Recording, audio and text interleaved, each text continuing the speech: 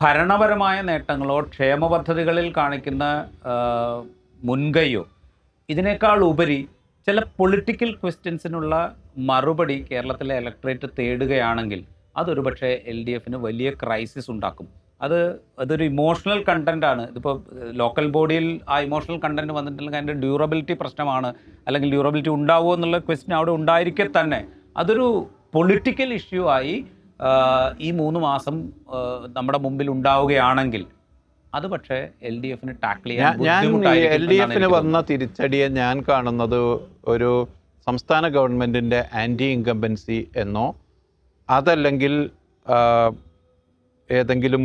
ഏതെങ്കിലും തരത്തിലുള്ള അടിസ്ഥാനപരമായ രാഷ്ട്രീയ മാറ്റം കേരളം ആഗ്രഹിക്കുന്നു എന്നതുകൊണ്ടോ അല്ല, മറിച്ച് ഇടതുപക്ഷത്ത് ഉണ്ടായ ഐഡിയോളജിക്കലായ ഒരു ഡെഫിസിറ്റ് സംഭവിച്ചിട്ടുണ്ട്.